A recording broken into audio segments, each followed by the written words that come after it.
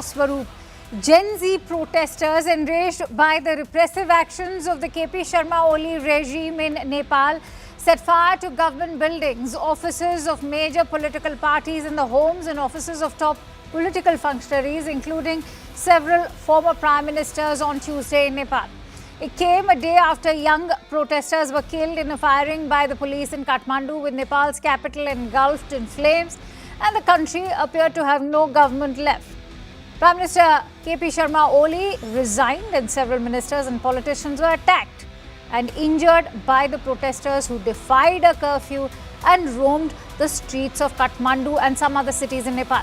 Military helicopters rescued members of the Oli cabinet and most others who were targeted. But the divisions persist in the political landscape of the nation despite the exit of the Oli regime and anger against the wider political class. Tensions flared for the second day in a row outside Nepal Army headquarters, this time in Bhadrakali. This as Gen Z protesters appear to be split over a choice of who should be the interim leader.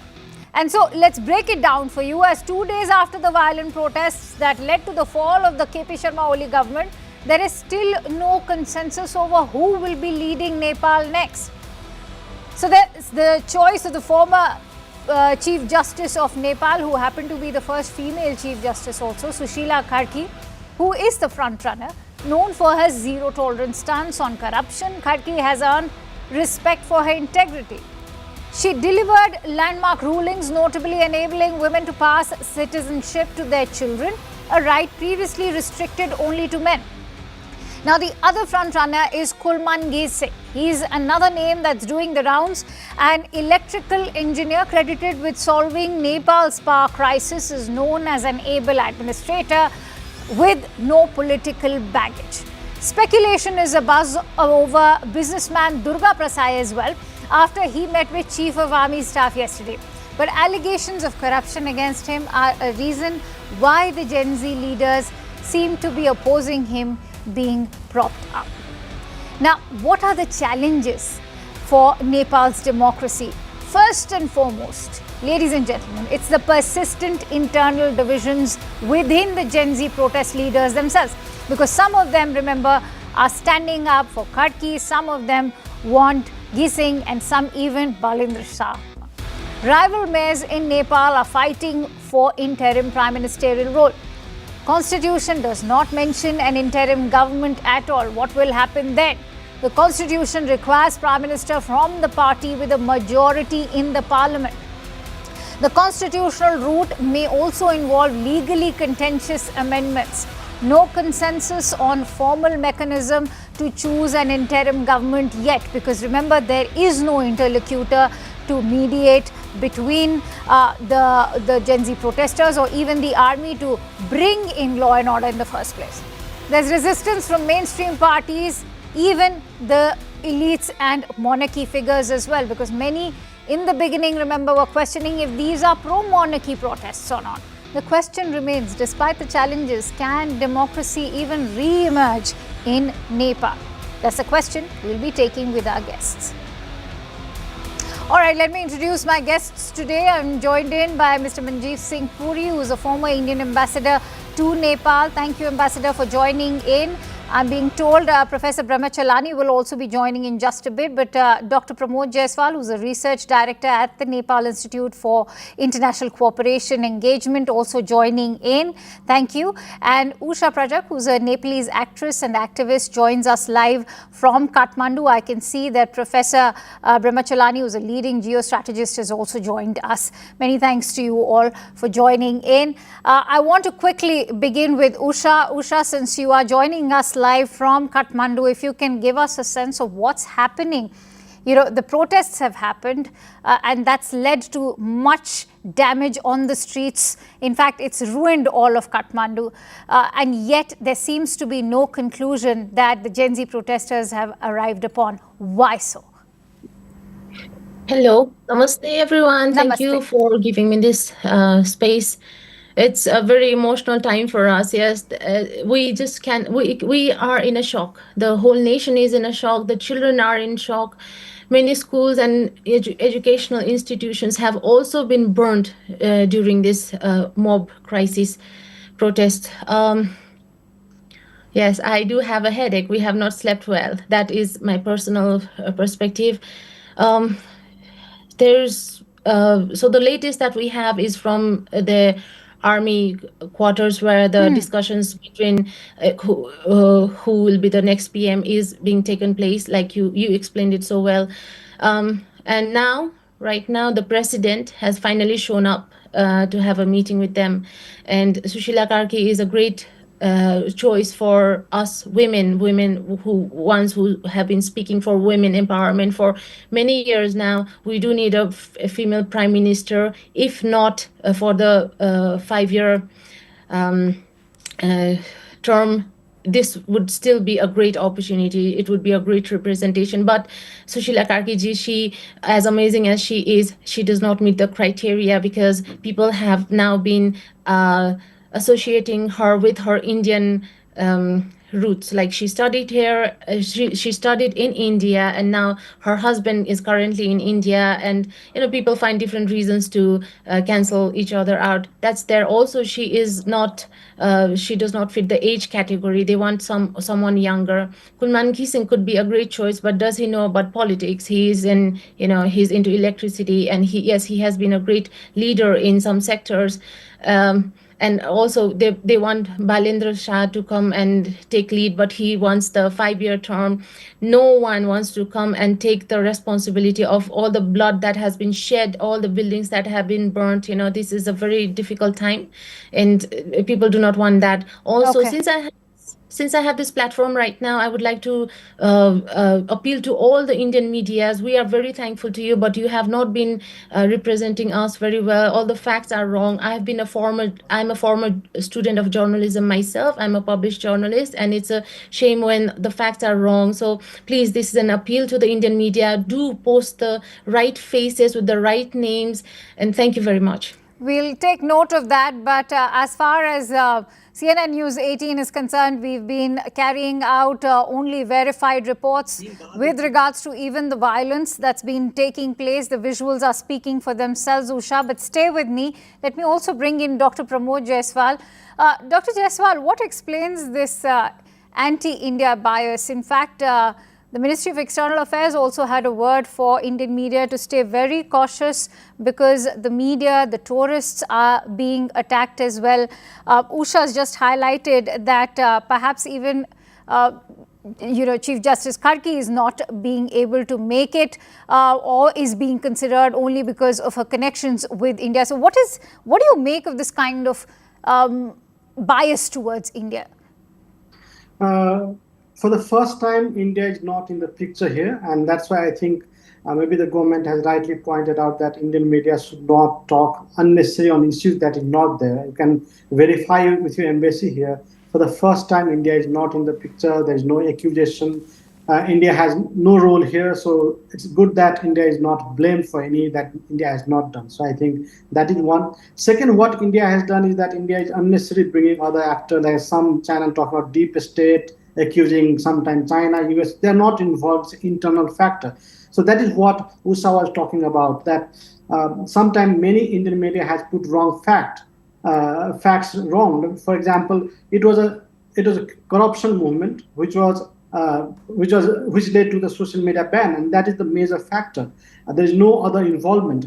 People in Nepal are heavily or really frustrated with the political parties here, the corruption, the lack of governance. So that is the internal factor that triggered whole process. That is one. Second thing that many of the media are portraying, like just now, even you did that Durga Prasad is not proposed by Gen Z.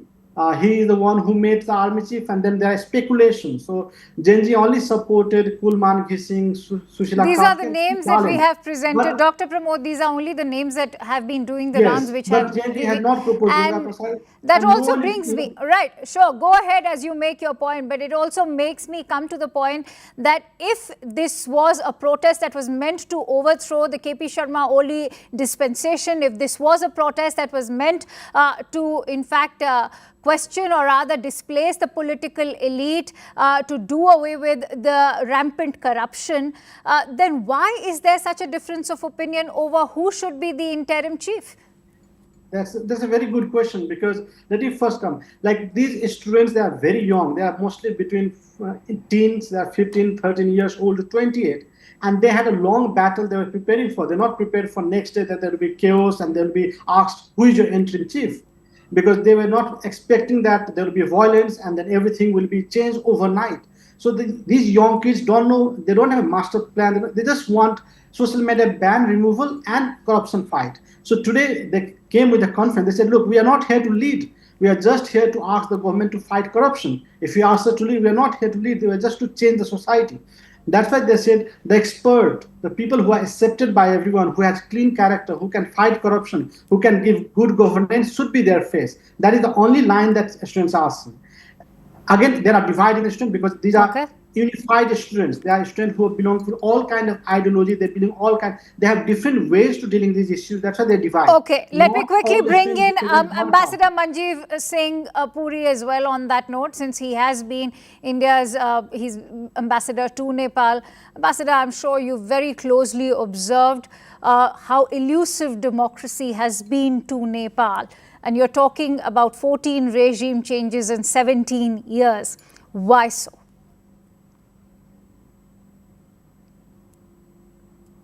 Ambassador Puri, can you hear me? I can. Can you hear me? Yes, please go ahead. Yeah. So, Akanksha, please listen to what Usharis me the most. Nepali young people are angry. They've got rid of a who ruled Nepal for 12, 13 years. And a sudden change. Obviously, in my understanding, the thin edge of the wedge, the social media ban, resulted in mobilization. The mob, somehow or the other, there was violence. There was tremendous amount of violence, let me put it, in a brutal manner. In Kathmandu, that wasn't noticed even when the monarchy left. This is the situation. People who say Nepal is theirs, the Pahari community, the Khas Arya community.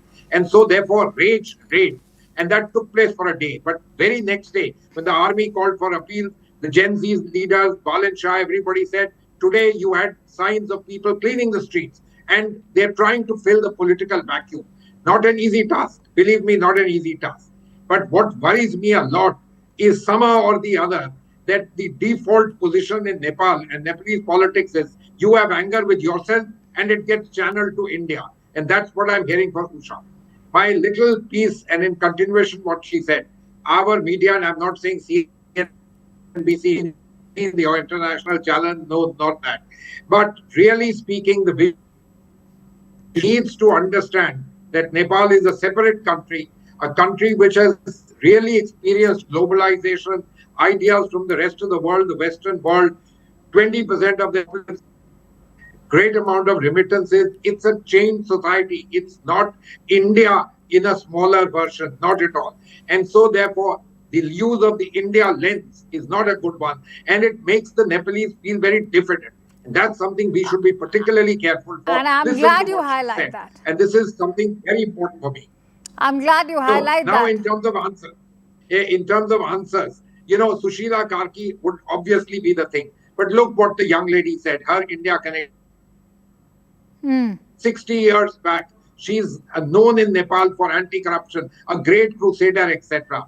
Well, I hope people come around. A good choice. Kulman Gishing, he has very, very good administrative capabilities. Electric power, hydropower is one of the greatest things binding Nepal. He ran it for a long time. The political class, which has been removed, actually hounded him out. One way or the other, the Nepalese are quite good at both bargaining and politically tackling. You know, this kind of instability has been there. This is a much larger issue, but basically they know how to tackle political vacuums. The army is acting as a midwife. They're doing what they can. Hopefully, they'll have an answer and a leader who can lead, show a degree of maturity, rope in the Gen Z, rope in a few people, Mrs. Karki, Kulman Gishing.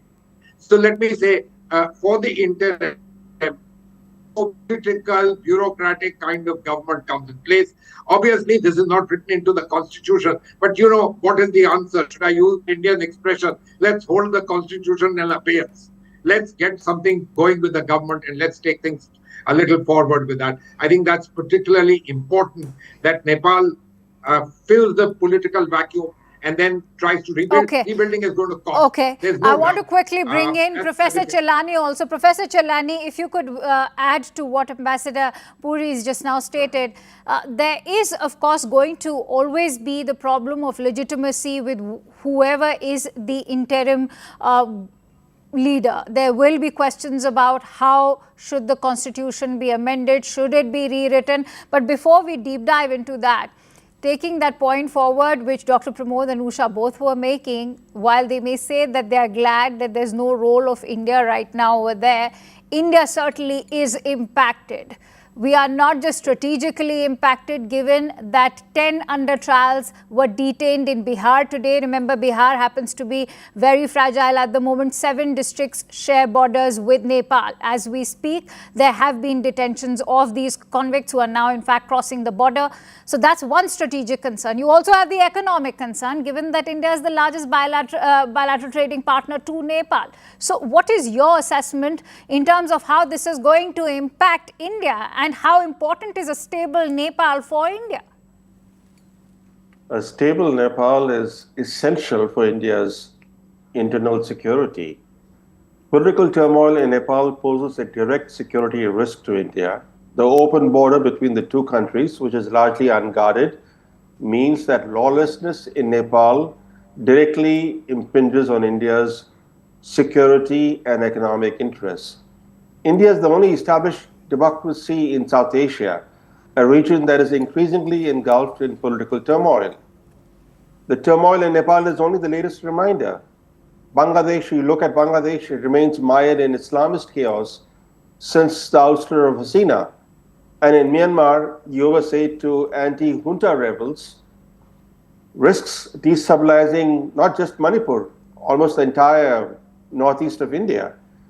And Pakistan remains a dysfunctional state where the military dominates politics. The regional turmoil is generating acute security and economic risks for India. In whichever direction India now looks, it sees serious external threats. But what's happening in Nepal, make no mistake about it, Akansha, this is the worst crisis in Nepal's modern history. And this crisis will not easily end because, not just because of the political vacuum, it's because what has happened is unprecedented. We have seen how chaos happened in Sri Lanka in 2022 when there were mass protests against the Rajapaksa brothers' dynastic regime. But even there, what happened doesn't compare with the developments in Nepal or what happened in Bangladesh when Hasina was forced to flee the country, just the way Gotabaya Rajapaksa fled the country. In Sri Lanka, they ransacked the presidential palace. In Bangladesh, mobs ransacked Hasina's official residence. But in Nepal, they have torched state symbols of authority. They have burned the parliament, they have burned the Supreme Court, they have burned the main government complex, they have destroyed files, they have destroyed documents. How will a new government, whoever heads the new government, be able to govern? No, that's a very critical point, and I wanted... And you know, one other point, Akansha, is that you have seen in South Asia from these recent examples that when a regime is toppled by street protests, it does not lead to democratic empowerment of the masses. No, it doesn't. It didn't happen in Sri Lanka, didn't happen in Bangladesh, didn't happen in Pakistan when Imran Khan was removed, and it's not going to happen in Nepal. In fact, what happens often, because, and Nepal is, as I said, unprecedented. What happens is that in a situation where the rule of law no longer exists, it is those who are wielding extra constitutional power who get further empowered, and that in turn makes it more difficult for democratic progress. to gain traction. And I think Nepal is going to go through a difficult crisis, and India should offer constructive support to the extent that the Nepalese are willing to accept Indian support. All right, I want to bring in Dr. Pramod on that note as well. Dr. Pramod, how do you weigh in on a very, very critical and crucial point that's in fact been raised by Professor Chelani over there? Because remember, you have the examples of how such protests or political upheavals have impacted the economies, whether it is that of Sri Lanka, you look at Bangladesh, you look at what's happening in Myanmar. These are all countries which are still reeling under the impact of these kind of political upheavals, even Afghanistan. I would also want to mention Pakistan, but that's a whole different ball game altogether. But Dr. Pramod, do you think that the kind of vandalism, arson, looting, including burning up of the seat of democracy, which is the parliament building in Kathmandu, all of this, apart from, of course, the harm that's been caused to the political elite, how is Nepal going to recuperate and recover? Will it be able to rise from its ashes, and what happens to the economy next? I'll come to that, but on your screen it's showing that ex-PM wives was killed. She is still alive and she's in hospital. So I think this is just a correction that how far India is when it comes to fact on the ground. Coming back to your question, I agree with Professor Chelani when he said that it's a very power vacuum. It's very different from past. Like we overthrew the monarchy and it happened from the street. But the difference was that there was a political movement and the political class were prepared for what next.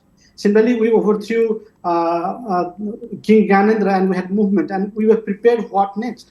These students, they were not prepared. It's not a political movement. These students wanted a corruption against, there's corruption and the political parties to remain. They were not against constitution. Dr. Pramod Jaiswal, are you saying that Jhalanath Khalal's wife is alive? I'm talking about Jhalanath right now. Yes, today we are talking about the same thing that how... I'm talking about Jhalanath Khalal's wife. Yes, I'm talking about Jhalanath Khanal's wife. Jhalanath Khanal is former prime minister, yes, and his wife was injured. Okay, and perhaps that's now another reminder of what the anarchy has led to. This is also what happens to information proliferation. That's right. That's right. I mean, every Indian channel has said that she's... No, it's easier to blame Indian channels or Western channels, but I'm talking about this is what happens to flow of information that's bound to get impacted. But let me, Akansha, do you know, you'll just show me one social media, one media in Nepal who said that Kulman Singh is being a prime minister. But there are multiple Indian channels which show that. So it's like Indian channels are far ahead of us. What's happening day after tomorrow, they come to report. I mean, today. even when we opened the show right now, we put the options in front, the ones that were being considered by Gen Z. But sure, go ahead, make your point. I want to quickly move forward. There's a difference between in the previous movements. What has happened is that it's a political movement, political parties aware, and it was from one constitution to another. So there was kind of proper flow of power, structure, everything was in order. Right now, what is happening is that all of a sudden it was a corruption-free movement, and then the students are asking, okay, you lead the government, and they're not prepared because they're not preparing for that. So there's a political vacuum, and there are different voices. Some said, oh, we don't want the constitution. Some said, we want the constitution. Some said, we want one person as the prime minister. Some said, no, we don't want. And within that group, because this movement was not led by one group, it was a group of students, and group of students have different ideas. So that's why it's taking time for them to come to one idea. I want to bring in Usha on that note because she is one youth voice that we have right now on the show. Important to bring her in as well. If you can add to what Dr. Pramod Jaiswal has just now stated, because see, the protests were meant to overthrow the Oli regime, which was also accused not of just being corrupt, but also of being an authoritarian regime. Having said that, you want to bring in democracy, but the way in which these protests have been orchestrated, that's certainly not keeping up with the tenets of democracy. So what is the guarantee that you will be able to come up with an interim government which is able to pacify the demands of all of these differing groups within the Gen Z protesters, Usha? Yeah. Hi, sorry, so our internet had gone off. You know, they burned the building where they had all the internet connections, so it's going on and off.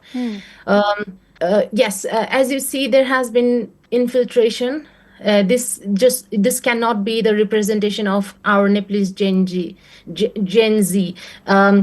As you know, we are a peaceful nation. We are the nation under the Himalayas, and we have a tourist inflow, Indian tourist flow, recorded flow of at least 3 lakh and above in a year.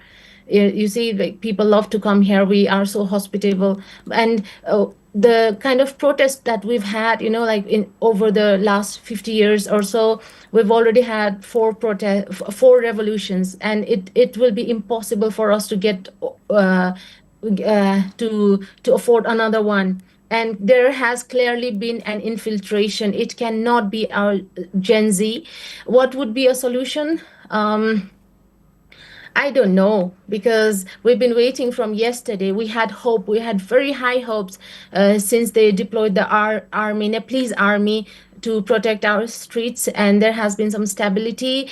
As soon as people start to gather up these youths for vandalism, they go. So we are still hopeful. Every 3 hours we hear someone else joining in the discussion at the army quarters. So we do not know right now. Ambassador Puri, I want to quickly bring you in on the closing thoughts before I quickly move over to Professor Chilani as well. Ambassador Puri, many are saying that there was perhaps greater stability till 2008 when the constitution paved way for democracy to prevail, because democracy has seriously not prevailed, and what the situation currently seems like, doesn't seem like constitution is going to be amended or rewritten. What's your view at the moment? Akansha, I want you to really listen to what these 2 people from Nepal No, are I saying. am listening. I am listening. Please, no, believe me, listen to me for a change. You're running a lovely program, very important, but listen to them, because Nepal is important for us. And most important for us is the Nepalese people, and their, goodwill, and let me say, feeling that we are on their side is particularly important. I want to echo what Professor Brahmachalani said, that, the street will not result in the street governing. It will result in the same thing. Look at Sri Lanka, what happened. The street did what it had to do, and after that, there's a political process. Hopefully, that will happen in Nepal too. You were talking about political stability. What did the political stability do to Nepal? It was a LDC. It's a country which was going nowhere at all. And, if you're talking in terms of anti-India business, let me tell you, its roots go back way into all of this. They go back even to the British days. No, several are in fact also raising the question that will the constitution be rewritten to accommodate aspirations of the Madhesis as well? Those are also concerns which are being raised at the moment. Absolutely. No, you are absolutely right. It should, and there should be much greater inclusion, no doubt about that at all. But at the moment, you're dealing with an immediate situation. You need band-aids, and perhaps good band-aids. Difficult to come by, but not impossible. No, I'm glad you say that, and that's why I want to quickly bring in Professor Chilani for closing thoughts. Professor Chilani, how important is it right now for India as that beacon of democracy? It stands in a region which is engulfed in turmoil and lawlessness, to now perhaps also step in as that elder brother or sister, whatever we may want to call it, because we've always tom-tommed about how this is a roti beti ka rishta, and if this roti beti ka rishta cannot come to Nepal's rescue in this hour of need, when we're late? Well, India can extend cooperation and assistance to the extent that authorities in Nepal are willing to accept. But right now, there's no authority in Nepal, and therefore India has to tread very cautiously. The problem for Nepal is this, that unless the rule of law is firmly established, democratic progress will remain elusive in Nepal. It's very important for Nepal to reestablish the rule of law. The army has done a good job in the last 2-3 days to restore order. But those riders who were armed with assault rifles, who threw grenades into the parliament building, who lynched some policemen, they have to be brought to justice. You can't allow people, criminals of this kind, claiming to be protesters, to roam the streets of Kathmandu and other Nepalese cities freely, because they will remain a threat to law and order in Nepal. So whoever takes charge in Nepal faces very important challenges, and establishing the rule of law is, of course, at the very heart of all these challenges. But bringing to justice those who burnt the Parliament building, those who set fire to the Supreme Court building, those who actually burned down ministries, departments, the very heart of government. Okay. Those elements need to be brought to justice so that Nepal can finally be on the path of democratic progress. Dr. Prabodh, all of Indian media is right now strewn with reports that Jhalanath Khalan's wife, by the name of Rabi Lakshmi Chitrakar, has in fact succumbed to the burn marks. I want your confirmation on this yet again. Are you confirming on Indian media right now that she is currently hospitalized and is battling for life? She's still alive? I'm based in Kathmandu, so I don't have your number. Maybe you have Manjeet Puri's number. I have sent him News 18, which is the Indian channel news, which says ex-PM First Lady survived attack, recovering from burn after death rumors, and it was published on 10th September, 9:53 p.m. India time. You can confirm it's Indian channel. I'm not putting my voices. So, and I've sent that link to Ambassador Manjeet Puri. You can share it on the site. But Dr. Prabodh, I'm sure you'll also agree that this is what happens when anarchy ensues. This is how information proliferation also gets impacted. But I'm glad that we've been able to bring that out. No, I'm sorry, I'll have to wrap it up because my guests are waiting. I'm sorry, I'll have to leave it at that. Many thanks to all of you. We do sincerely hope that peace and prosperity returns to Nepal. Shifting focus over to the other big story of the day, the face-off over the vote chori charge has refused to die down. In the latest development, TMC MP Abhishek Banerjee has accused the Bharatiya Janata Party of buying votes for 15 crore rupees each during the vice presidential election. Meanwhile, the BJP has upped its ante against Congress, saying Rahul Gandhi's presentation at the vote chori press conference was not made in India but created in Myanmar, further alleging a foreign hand behind Rahul Gandhi's charges. The BJP has claimed that metadata has revealed the vote chori presentation was not made by Congress in India but in Myanmar first. So the Congress has reacted to BJP's charge, saying BJP's IT cell's Myanmar metadata is a lie. Listen in to the charges from the opposition camp. Dynamic explosive आपको सबूत देने वाले हैं। पूरे देश में नारा चल रहा है, वोट चोर गद्दी छोड़ का नारा चल रहा है, आग जैसे फैल रहा है, क्योंकि सच्चाई है और हम आपको दिखाएंगे। हिंदुस्तान के युवा आप अच्छी तरह सुनिए, सच्चाई है कि वोट चोरी करके सरकारें बन रही हैं। हम गारंटी करके आपको प्रूफ देने वाले हैं। সরাসরি মানে নামে আম আদমি পার্টি বিজেপিতে নাম লিখিয়েই দিয়েছে, এরকম দু চারটে এমপি তো রয়েছে। আর ওরা অনেক টাকার বস্তা নিয়ে নেমেছে ভোট কিনতে। আমি কালকে গিয়ে 4-5 জনের সাথে যেটুকু কথা বলে বুঝতে পেরেছি, এক একজনের ভোট কিনতে প্রায় 15-20 কোটি টাকা খরচা করেছে।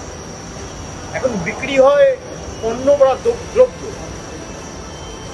তাই যারা ভোটে নির্বাচিত হয়ে জনপ্রতিনিধি হয়ে মানুষের কথা বলার জন্য পার্লামেন্টে গিয়ে মানুষের আবেগকে বিক্রি করতে চাইছে, তারা হয়তো বিক্রি হতে পারে, কিন্তু মানুষের আবেগ তো বিক্রি হয় না। জনপ্রতিনিধি বিক্রি হতে পারে, জনতা বিক্রি হয় না। All right, before I introduce the other guests joining in, Amitabh Tiwari, who's a political analyst, has joined me on the broadcast. Thank you, Amitabh, for joining in on the hard facts. First of all, how do you put this into political perspective when you look at a time when the SIR exercise is being conducted? Rahul Gandhi comes up with his own set of claims that I have yet again hydrogen bomb of a proof to in fact back the evidence of vote chori, and now you have the metadata claims coming out from the BJP, which are saying that, you know, this is a clear-cut indication that there is always a foreign hand involved with the Congress party. No, essentially the opposition has been harping on this issue of vote chori for a long time now. And now I think it's time to submit the proof which the opposition has either to the ECI or to the courts. Because Rahul Gandhi has talked about an atom bomb, neither has he given an affidavit, nor has ECI started investigations on the same. So we are locked in a battle of sorts where there is no movement on this topic. Now, moving from an atom bomb to an hydrogen bomb, see what has happened is that Rahul Gandhi has been moving from one state to another. So, from Haryana, Maharashtra to Karnataka, then back to Lok Sabha and forth. Whereas the election is happening in Bihar. If the team had found out or released data pertaining to Bihar, it would have been more helpful, I think. Because you've moved to a state where elections have already happened. You took 6 months in analyzing one Lok Sabha seat for Karnataka, one assembly seat for Bihar, you could have done in 1 month perhaps. Then you could have come up with 6 assembly seats of Bihar. So, this moving goalposts from one state election to another without conclusive proof, I don't think is helping matters. Of course, the allegations are serious. It needs to be investigated, and the trust deficit which we are seeing between the opposition and the government, there is also a significant trust deficit which has developed between the ECI and the opposition, Okay. wherein On that this note of not the trust visible. deficit that you're talking about, let me also introduce my remaining panelists. I'm joined in by Suraj Mandal, who's the spokesperson of the Congress Party. Also joined in by Sanju Verma, who's the national spokesperson of the Bharatiya Janata Party. Sanju, I'm going to come to you because I know that Suraj will have a point right now to make. Suraj, you heard what is currently being said. As far as Amitabh ji is concerned, he's made a very crucial point that, the allegations are very serious. But where is the evidence? First, it was an atom bomb of the evidence that you are talking about. Now there is a hydrogen bomb. No affidavit has been offered so far. I'll get into the metadata aspect of this. Perhaps Sanju will, but Suraj. I'm surprised what Mr. Tiwari has to say. He is saying that first we should have an analysis of Bihar. Repeatedly, it has been told. He was showing his surprise why it took 6 months. That's what our point is. Every time the Election Commission of India was asked for a digital copy of the voter list, which it is supposed to provide, it did not. I'll tell you very recently what happened. In Karnataka, there was an inquiry. And in this inquiry, it was found out that Form 7 was used to delete more than 5,000 votes in one constituency of Karnataka. When the CID over there asked the Election Commission of India for a copy of the IP address, they refused to divulge. Now, very recently, when the Supreme Court has forced the Election Commission of India to recognize Aadhaar as one of the points, the whole conspiracy is very clear to the people of India, and especially to the people of Bihar. Because I have been part of the. First of all, let me now fact check you, Suraj. It's not an order. It's not an order. I'm surprised then. Every twice Okay, the Supreme okay, you've Court made your had point. You've set up the premise of the argument. No, two more points, ma'am, if you permit me. Quickly, sir. The first thing is that the Election Commission of India is every time putting its foot in its mouth when it says, recently, they said that this Election Commissioner of India said that माँ और बेटियों का कैसे हम अपना ये करेंगे. And in the Rajya Sabha polls in the Vice President of India, they shared the video clippings of the honorable MPs and who were women MPs.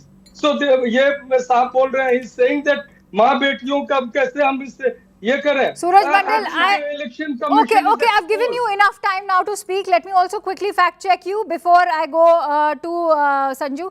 This is a 2019 Supreme Court judgment, as the CEC Ganesh Kumar on Sunday said that the voter list in machine readable format cannot be shared with political parties. So just giving you a reminder to that. Sanju Verma, all right. Now Suraj Mandal, I'm going to request you to please let the other spokesperson also speak and not speak over them. I'll give you time to come up with a rebuttal. Sanju Verma. Thank you. Let me make one thing very clear. Actually, Amitabh made an interesting remark that there's a trust deficit between the opposition and the Election Commission of India. But I can assure your audience and Amitabh, that trust deficit is the doing of the opposition. It is not the doing of a constitutional body like the Election Commission. It is the duty of the Election Commission under Article 324, 325 and 326 to conduct the SIR. This has been upheld by Justice Sudhanshu Dhulia of the Supreme Court. It is the domain of the Election Commission to conduct periodic revision of voter rolls. This was also said by Justice Suryakant and Justice Sudhanshu Dhulia of the Supreme Court. So the limited point here is, when the Election Commission undertakes the SIR, what did Pawan Khera, Jairam Ramesh, Rahul Gandhi say? SIR is undemocratic. The Supreme Court said, if Election Commission does not do SIR, kaun karega? It is their job. They're supposed to do it. But I'll just quickly come to a very important point, Akanksha. I listened to the Congress spokesperson, bear with me. Rahul Gandhi, what has been his basic premise? He says ये बार-बार जो BJP चुनाव जीतती है, इसका मतलब election commission और BJP मिले हुए हैं और मिलकर धांधलेबाजी करते हैं. The word he used was धांधलेबाजी. Now let me tell your audience, in Bengal, West Bengal, from 1947 to 1977, for 30 long years, who was in power? The Congress party. Uttar Pradesh, between 1950 and 1989, for 39 long years, who was in power? The Congress party. In Bihar, from 1947 to 1989, for 42 long years, who was in power? The Congress party. Lo behold, in Maharashtra, from 1960 to 2025, in the last 65 years, 54 years, it was either the Congress or its alliance partner, which was in power. And last but not the least, the big daddy of them all, Karnataka.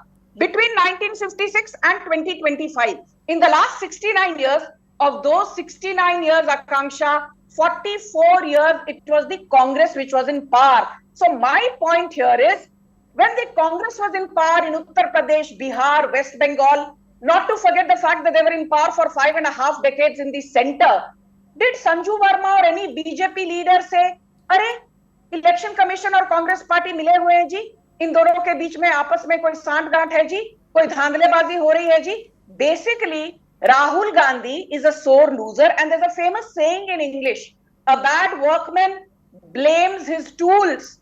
Rahul Gandhi is like that class student. यदि class में fail हो गए तो teacher की गलती है, class monitor की गलती है, बाकी क्लास के स्टूडेंट्स की गलती है, क्लास के प्रिंसिपल की गलती है. स्टूडेंट्स की तो बात छोड़िए, राहुल गांधी ये भी कह सकते हैं, अरे स्कूल की बिल्डिंग का रंग ब्लू क्यों है? ग्रे होता तो शायद मैं पास हो जाता. But I will finally end with just one thing very quickly. Please bear with me for just 10 seconds. I won't take more than that. Maharashtra has been at the epicenter of the controversy regarding so-called vote chori, and Rahul Gandhi says in the last 1 hour in Maharashtra, the voter turnout went up from 58.22% to 66.05%. Yes, it did. There was an increase of 7.83% in the last 1 hour in terms of voter turnout in Maharashtra. But does Rahul Gandhi tell you, Akanksha, that in the last 1 hour, voter turnout in Karnataka went up by 13.9%? In the last 1 hour, the voter turnout in Telangana went up by 13.7%. In the last 1 hour, the voter turnout in Himachal Pradesh went up by 11.8%. And Himachal, Telangana and Karnataka were won by the Congress party. The BJP lost. So when voter turnout increases and the Congress party wins, sab changasi. When voter turnout increases and the BJP loses, Rahul Gandhi plays the proverbial sore loser. And not just कहते हैं ना, ये जनता है, जनार्दन है, ये सब समझती है, सब जानती है. Rahul Gandhi has been debunked by the electorate of this country because they can see through this charlatan. They can see through his charade. Mandal, how do you respond to the points that are being raised right now? Not to forget the fact that every time, whether it is state elections or let's take case in point being the VP elections, because it was the NDA candidate who won and won with a mammoth victory, that too one that's clearly indicating that there was cross-voting taking place. Now the next thing that comes is that cross-voting इसलिए हुई because सब बिक रहे थे. BJP went ahead and bought MPs worth 15 to 20 crore rupees is what they were being paid. These are serious allegations coming from your alliance. How do you make these allegations without even bringing up any evidence? Let me first tell you I'll answer to what BJP spokesperson had to say. She told all the facts that they mean nothing. What we have to say is that all the data was given. This state, that state had this much of the turnout in the last 1 hour. That's exactly what Congress party is asking for. We asked that you give us the CCTV footage. We want to know who were coming in. It doesn't matter whether Congress won or BJP won. But what did the Election Commission do? They changed the law. 45 days later, you won't have anything. But that's exactly the question. That's exactly the question that Sanju asked. Why don't you? So are you saying no? So answer my question. In that point, is there rigging involved whenever Congress wins? Are you saying that then Election Commission is equally involved in rigging when Congress wins? Let me first complete what I was saying. What we are saying every time is that the Election Commission of India is changing its rule. It is changing the goalpost. It says that you will not have any of the data or any of the footage from the Election Commission. Okay, now I need to quickly wrap up. I'm going to give closing thoughts to Sanju, and I also have to wrap up. All right, Sanju, shifting the goalpost now. Akanksha, let's get one thing very clear. Let's look at the vice presidential election. What happened 2 days back? 767 votes were cast, 752 were valid. Suraj, she did not speak up. No, she did not speak up when you were talking. Can you please mute this Yes, guy? please, Sanju, please go ahead. Yeah. Akanksha, the fact is 767 votes were cast in the vice presidential election, 752 were valid, 15 votes were invalid. Now, the BJP-led NDA needed 377 to win. But we won with a handsome amount. The tally was 452 votes. I'm saying from that 452, reduce the 15 invalid votes. It still comes to 437.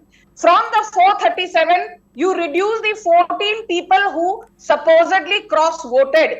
Even then, the NDA's tally would have been 423. So my limited point is, aap kuch bhi kar lete.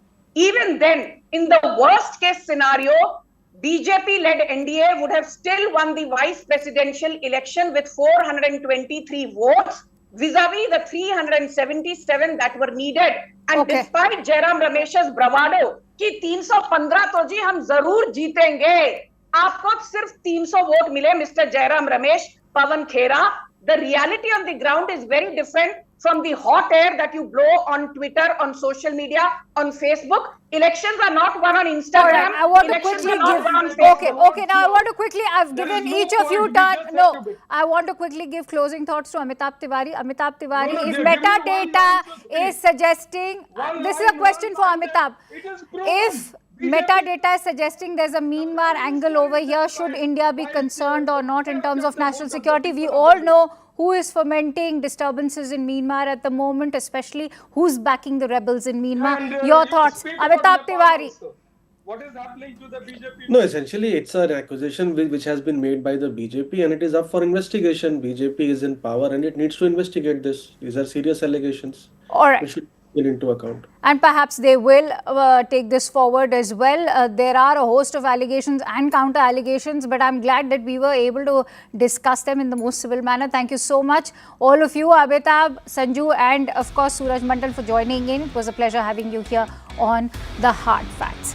With that, let's now shift focus over to the other big story we've been tracking from the United States as Charlie Kirk, a conservative activist and an ally to Donald Trump, was shot dead during a university event in Utah, this while interacting with supporters. A bullet struck him in the neck and the attack was captured on video. US President Donald Trump confirmed his death, in fact, on Truth Social as well. Authorities have still not made any arrest, though the hunt is on for the accused and the weapon has perhaps been traced. The Utah campus has been shut as of now and all classes cancelled in response to the shooting. The tragic death has nonetheless sparked much outrage and condemnation from across the political spectrum. And earlier during the day, I spoke to an eyewitness who recounted the horror of the incident that shocked all of the United States.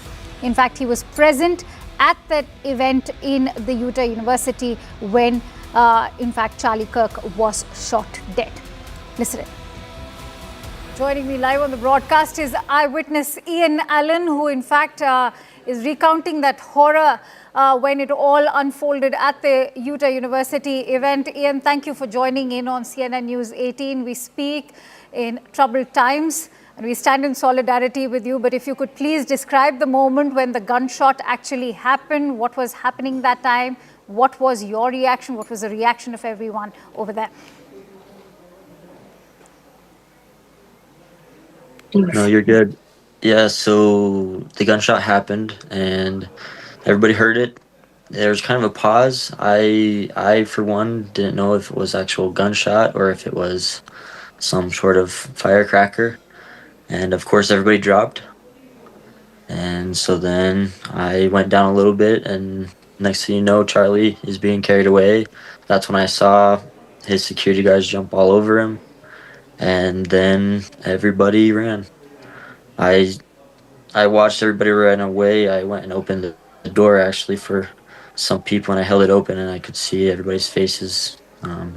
There's tons of people, tons of age group, as they were all crying and running through. So very crazy experience. It all happened really quick, and it was just like that. It's crazy and disturbing indeed, but if you could also mention the kind of security cover that was present over there, given that Charlie was viewed as a controversial figure, was there any security cover present at the moment the attack took place? Was security. The guys surrounding his table, I don't know what type of security, but I know up top, right above him, the police were there. But that's the security I saw. There wasn't a ton of security out in the crowd, actually monitoring the people, but there was some men surrounding his table that all jumped on him after he was shot. Ian, the manhunt is still on, where the police are still looking out for the killers at the university campus. In fact, they've spread the manhunt. It's now beyond the entire university campus. If you could share with us, what are you learning about this entire manhunt? I'm not super sure. The time right now here is about 1 o'clock in the morning. But from what I last heard, that Governor Cox said they are actively looking for the man, the shooter, but that he is still at large. What is it that stood out about Charlie for you, given that he was also viewed as a controversial figure, but you were part of that Utah event that he was addressing? What is it that really drew you about Charlie? So I consider myself a very conservative person. So I do love his views, and I love that he is willing to go on a equal ground and debate others about these opinions, because nowadays that is really hard. Because nowadays, there's a lot of violence. So for him to go on equal grounds and have a one-on-one debate with people is something that I really admire about him. And his points are very strong and very much what I believe in too. So that's what I admire about him. Ian, in the last few years, we've observed that US has been on a knife's edge, especially when you look at Donald Trump's previous presidency, which was marked by the Black Lives Matter movement. We've seen several assassination attempts against him, especially when he was campaigning for his second presidency, and now Charlie's assassination. What explains this rise of political violence in the United States, in your point of view? My understanding, I think it is something that is very wrong. I think we all have freedom of speech, but it is escalated a lot, I think, because people love being offended. And so that's what makes people hate more. And that was something I learned with this shooting, is that we can't hate all liberals because of what happened here, right? This guy was a bad dude. He he was part of this political violence, and he shouldn't have done that.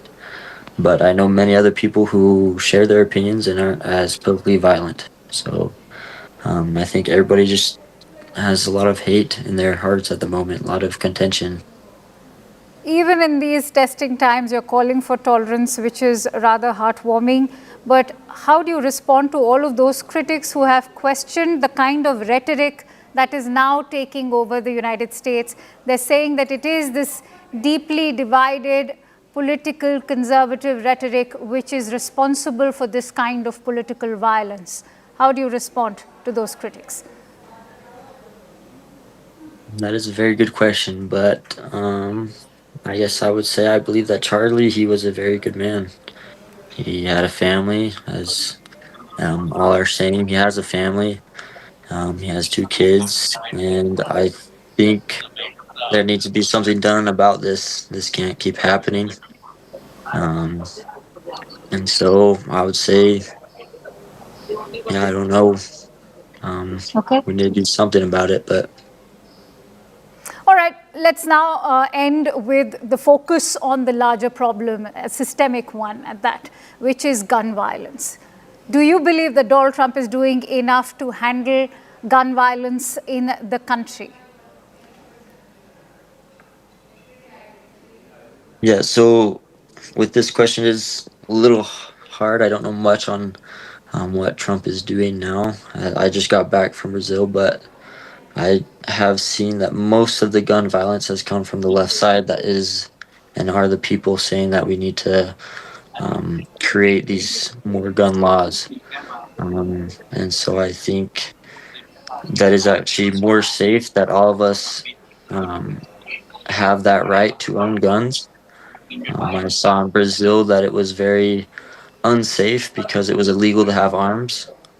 Yet somehow all the bad people still owned guns. And so instead of, nobody having guns, it was actually just the good people that didn't have guns and evil people using them as a weapon, as something bad. So I do stand for the Second Amendment, that we should have arms.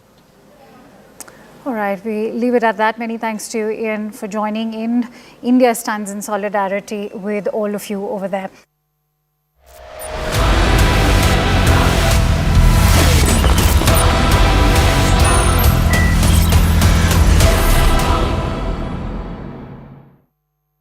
Presented by This is News 18 Network.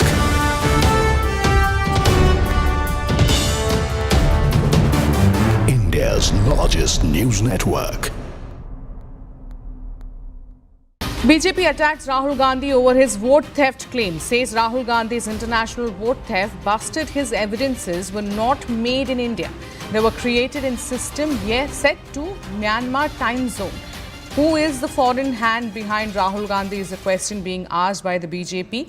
They further say that the metadata reveals vote Chori PPT was not made by Congress in India. It was first created in Myanmar. Let me go back to my colleague Arun Dhata on this. Arun, that's a big allegation that is coming in from the BJP at this point, saying that as far as the presentation of vote Chori by Rahul Gandhi is concerned, that was not done by Congress party, but there's an external force, an international force behind it. Well, see, once again, the same point with which BJP has been speaking about Rahul Gandhi is that there is an international hand behind Rahul Gandhi and the Congress party. There is a toolkit which is working.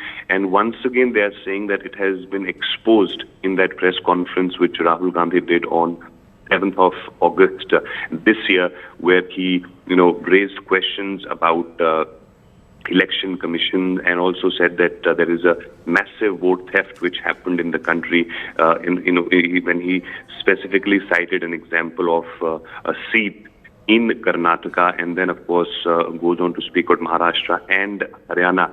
And in that regard, now what BJP is alleging is that Rahul Gandhi has done international vote theft, which is part of that international toolkit. They are saying that the PDF files which Rahul Gandhi showed there in that press conference, which is also available on his website has generated in Myanmar. So they are saying that they have checked the metadata of those PDF files which are there, and those metadata of the PDF file shows that it was generated in Myanmar. It was the time zone of Myanmar where it is generated.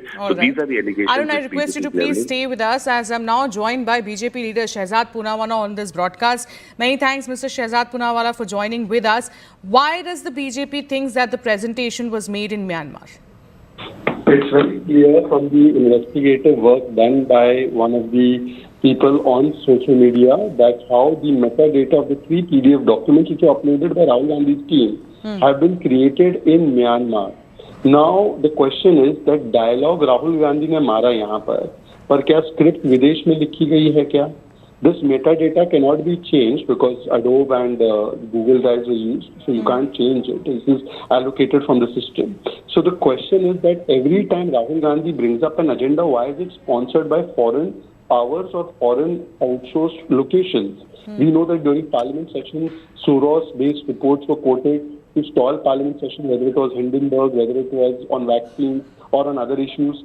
Then we know that Rahul Gandhi goes abroad and he says that, look, India's democracy is over, you must intervene. He has done this on multiple occasions, berating Indian institutions on foreign soil. And now, what we are seeing in our neighborhood, look at that and look at the fact that Rahul Gandhi raises this bogey against our constitutional institutions and the material is supplied from outside. So Rahul Gandhi, who has immense faith in Videsh and Videshi, who's often found in Malaysia instead of in Punjab and other places, today the question to him is, कि क्या dialogue आपका script कहीं और की, acting आपका direction कहीं और की, राहुल गांधी के पॉलिटिकल इंटरनेट कनेक्शन का वाईफाई कहीं और से जुड़ा हुआ है क्या, राहुल गांधी के पीछे ये फॉरेन हैंड कौन सा है, ये बताना चाहिए. But Shehzad, not the first time that the BJP is alleging this, that there is an international link to Rahul Gandhi and George Soros. So why is it that the BJP is not investigating into it? Because Congress time and again has been in fact saying that these allegations are nothing but baseless. No, Congress should come out first of all and categorically deny this allegation. They've not done that, point number one. Point number two, when Rahul Gandhi makes all kinds of claims against the Election Commission, he refuses to give it to the affidavit to the Election Commission. On point number three, we have asked that why don't you provide this SIR or the other evidence of Bihar in the Supreme Court? That also they failed to do. And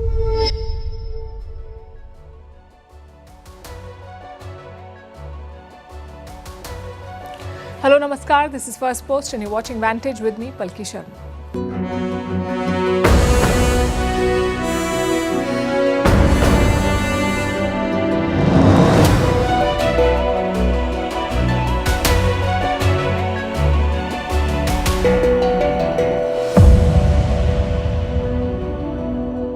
And Donald Trump pulls up his ally, Benjamin Netanyahu. We'll tell you why this poses a problem for Washington and what it means for West Asia.